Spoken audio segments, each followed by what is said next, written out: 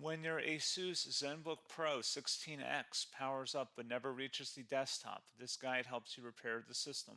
We will use Windows recovery, startup troubleshooting, and repair commands to restore normal operation. A lot of errors pertain to this problem, and we're going to go ahead and jump into what should hopefully be a pretty straightforward process, guys. And we're going to go ahead and jump right into it. So first thing I'd recommend doing would be to actually go ahead and boot to the troubleshooting utility on Windows 11. So if you do a hard power off 3 times in a row, Windows should automatically attempt to launch the startup repair utility. And if it doesn't find anything, it will give you the option to select advanced settings, in which case it will take you to a screen that looks like this. Now, if it does not take you to a screen that looks like this, or you're unable to get to that, you can also download the Windows 10 Media Creation Utility, or Windows 11. They probably will make a creation utility for Windows 11 at some point. And it doesn't really matter, you can actually run the Windows 10 utility on Windows 11 as far as I'm aware. And you should be able to run the troubleshooting utilities built in within it. So you just would go ahead and download it to an ISO file and then burn it to a DVD or USB. It'd have to be about 4 gigabytes or more. It couldn't be a small USB flash drive, and it couldn't be a CD. It'd have to be a DVD. And then you boot your computer from it. So depending on the computer manufacturer, you'd have to tap a different key on your keyboard in order to launch that menu, in order to select what boot drive you want to go off of. So it could be anything between the escape key, F2, F8, F12, for example. And those are the function keys on the top of your keyboard. So you may have to just do a little bit of trial and error. Shouldn't take you more than a couple minutes. Googling it would probably be best before you even begin. But anyway, we're ready to go ahead and jump right into it. So we're on the choose an option page. So these will look very similar whether you're booting from it directly within Windows itself, or if you're plugged in a USB flash drive with the media creation utility installed and you selected the recovery option. So when you are setting up your Windows 11 installation or Windows 10, depending on the drive you're using, there should be an option to repair your computer in the bottom left corner of the dialog window, one of the first screens that comes up. You go ahead and select that, and then it would take you to a troubleshooting screen like you see here. And you want to go ahead and select troubleshoot, reset your PC, or see advanced options. And then there are going to be a whole bunch of options in here that we're going to explore in today's video. The first one, we're going to actually go underneath advanced options and then select startup repair, fix problems that keep Windows from loading. So go ahead and select that first.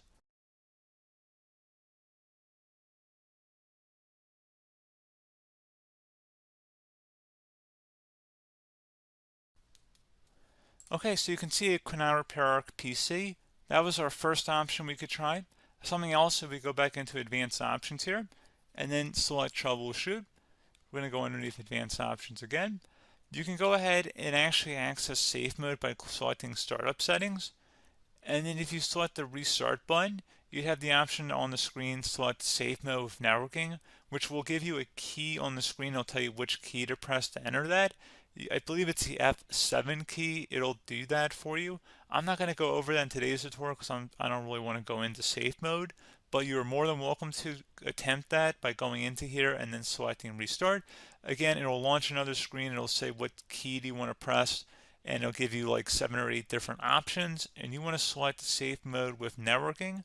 There's also an option for a command prompt too, but that's going to be something we're going to cover later in this video, and we don't even have to go through that in order to access it. So that's why I'm not going to really push for that, because unless you know exactly what's causing the problem, you probably don't need to go into safe mode.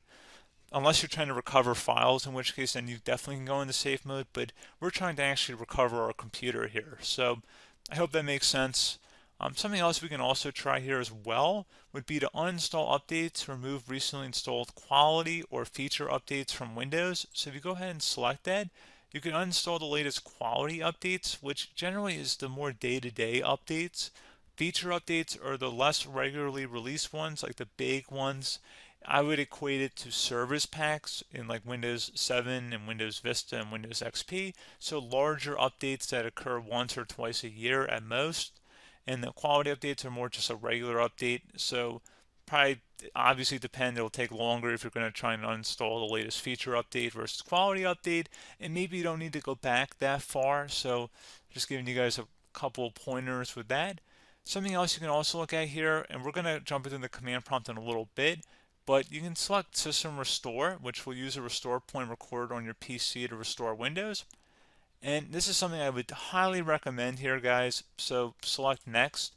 Assuming you have a restore point saved on your computer, you go ahead and select the most recently created one, and you'll select Next, and then you'll select the drive. You shouldn't actually have to select the drive. You can scan for affected programs, but we're going to keep it all default here, and then we're going to select Finish. So once started, System Restore cannot be interrupted. Do you want to continue? I think we're going to select yes. I don't think we have anything better to do on our computer right now, so just give it a moment here to initialize. It will take a couple minutes to run, obviously depending on how large your hard drive is and how much is saved on the System Restore point. So just give it a couple minutes here.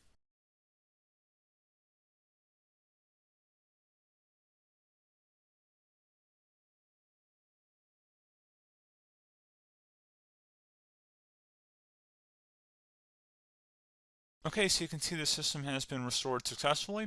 We're going to go over a couple different methods in addition to that if that did not work. So I'm just going to pause the video and we're going to start back on the recovery screen that we started with. Okay, so a couple other things we can try here too. If you go back into troubleshoot, you can select reset your PC, while you choose to keep or remove your personal files and then reinstalls Windows.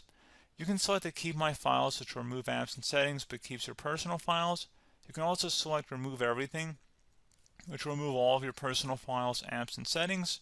So this is more of a factory reset, the second option here. First option, it should not delete all of your personal files. However, it will pretty much clear most of your programs. And keep in mind, there's no guarantee that your information, number one, is even still available and easily recoverable on your computer to the point that you actually would be able to recover anything. And the second point is that there's always a chance that it won't actually recover and it will just do a factory reset anyway.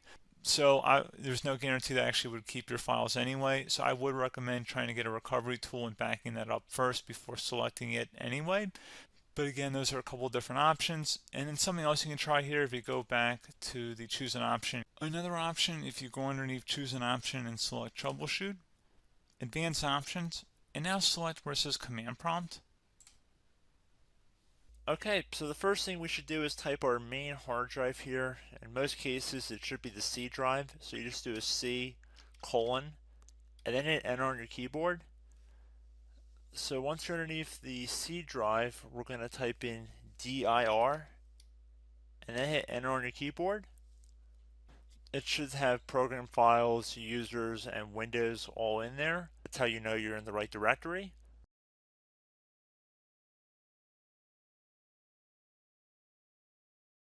In some cases, it might be the D drive as well, so just keep that in mind.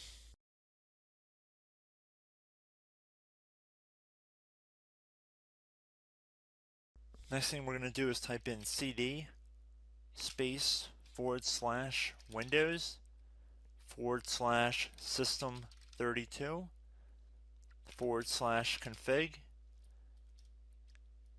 and then you're going to hit enter on your keyboard.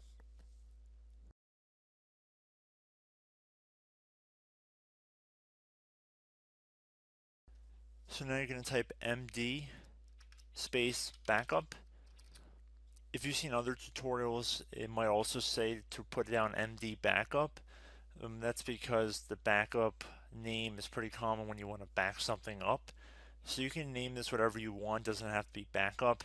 So if you've already made a backup folder in the past, you could do backup 1, for example. So once you're done setting the name you want the backup to be called, hit enter on your keyboard again.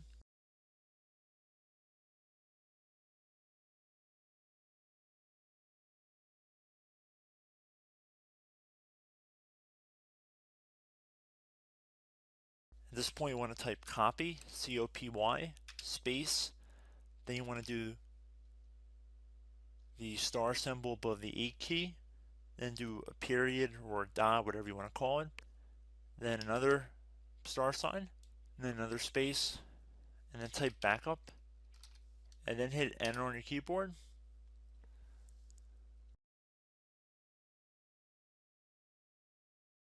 Now you want to type cd reg back, REG BACK, and then hit enter on your keyboard. So now that we are under the reg back, so now you want to type dir again, and then hit enter.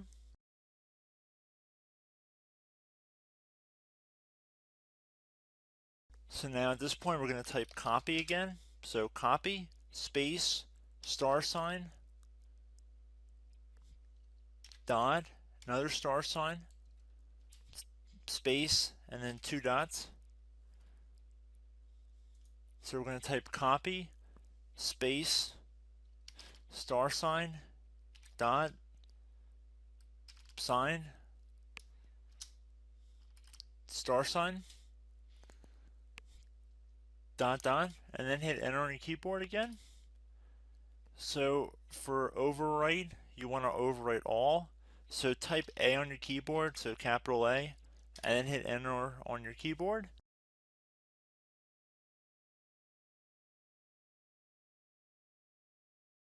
So at this point, you should be good to go. You can close out of the command prompt window, and if you accidentally continue to Windows 10, you should be all set. So I hope one of these 3 or 4 different methods we went through in this tutorial helped you guys out. Again, I'm not sure if you guys heard me earlier, but try to go back into your safe mode if possible and uninstall any programs you know might be conflicting with the Windows startup if you can get into safe mode. So just keep that in mind. Something very simple like that could be blocking up everything. So again, I hope this tutorial helped you guys out, and I will catch you in the next tutorial. Goodbye.